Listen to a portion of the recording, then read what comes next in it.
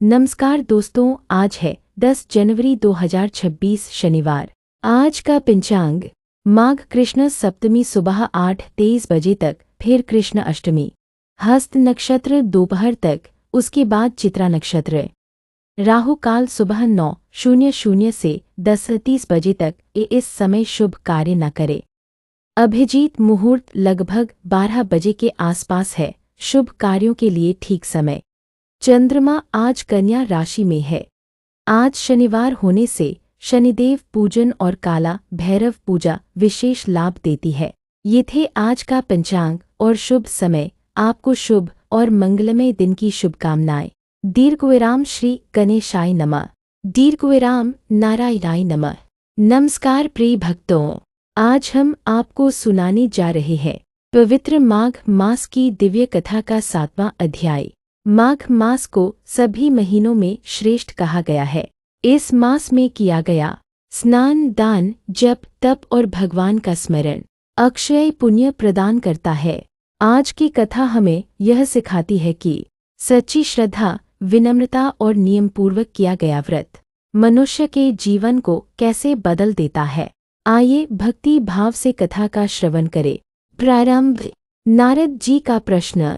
एक बार देवर्षि नारद भगवान श्री विष्णु के चरणों में उपस्थित होकर बोले, हे प्रभु, आपने माघ मास की महिमा तो बताई, परंतु यह भी कृपा करके बताइए कि इस मास में किया गया व्रत, स्नान और दान किस प्रकार फल देता है।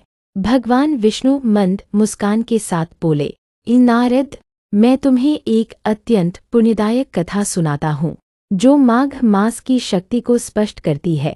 प्राचीन काल में एक नगर में धर्मशील नामक ब्राह्मण रहता था। वह निर्धन था, परंतु उसका हृदय अत्यंत पवित्र था। वह प्रतिदिन भगवान विष्णु का स्मरण करता, परंतु जीवन की कठिनाइयों से वह कई बार विचलित हो जाता। एक दिन उसे किसी साधु से माघ मास की महिमा सुनने को मिली। साधु ने कहा, यदि माघ मास में प्रातः ब्रह्म मुहूर्त में नदी स्नान कर भगवान का स्मरण किया जाए तो जन्म जन्मांतर के पाप नष्ट हो जाते हैं। धर्मशील का हृदय श्रद्धा से भर गया। उसने उसी क्षण माघ स्नान का संकल्प लिया।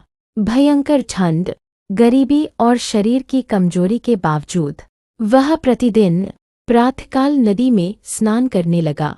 न स्नान के लिए अच्छे वस्त्र थे, न शरीर पर बल, परंतु उसकी श्रद्धा अडिग थी। नदी में स्नान कर वह कहता, हे नारायण, मेरे पास धन नहीं, केवल भक्ति है, इसे स्वीकार करें। एक दिन उसका शरीर अत्यंत दुर्बल हो गया। लोगों ने कहा, इस ठंड में स्नान छोड़ दो, प्राण संकट में पड़ सकते हैं। पर धर्मशील बोला, यदि माघ मास में प्रभु की भक्ति छोड़ दी तो जीवन का अर्थ ही क्या।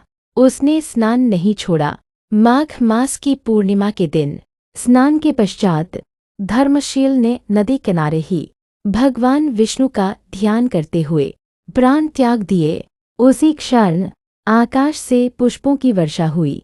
भगवान विष्णु के दिव्य दूत विमान लेकर आए। उन्होंने कहा, हे धर्मशील, तुम्हारा माघ मास का व्रत पूर्ण हो गया है, अब तुम वैकुंठ को चलो। भगवान विष्णु ने स्वयं धर्मशील को अपने समीप स्थान दिया। नारद जी आश्चर्य से बोले, प्रभु, इस ब्राह्मण ने न यज्ञ किया न बड़ा दान, फिर भी ऐसा महान फल। भगवान बोले, नारद, माघ मास में श्रद्धा से किया गया छोटा सा भी नियम अनंत फल देता है। भगवान विष्णु कहते हैं, माघ मास में किया गया स्नान सभी तीर्थों के स्नान से श्रेष्ठ है। श्रद्धा से किया गया व्रत धन से किए गए यज्ञ से भी बड़ा है। अहंकार रहित भक्ति सीधे भगवान तक पहुँचती है।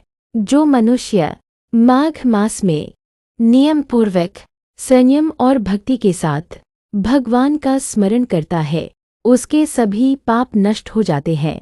प्रिय भक्तों, इस कथा से हमें यह सीख मिलती है कि भगवान हमारी संपत्ति नहीं, हमारी श्रद्धा देखते हैं।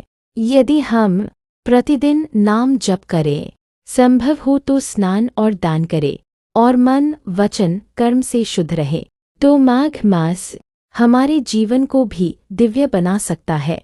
आइए अंत में हम सब मन से प्रार्थना करें। हे प्रभु नारायण, हमें भी धर्मशील जैसा विश्वास और भक्ति प्रदान करे। माघ मास में किए गए हमारे छोटे प्रयासों को स्वीकार करें। यदि आपको यह कथा अच्छी लगी हो तो वीडियो को लाइक करें, चैनल को सब्सक्राइब करें और इसे अन्य भक्तों के साथ शेयर करें। जय श्री हरि। हरि ओम तत्सत।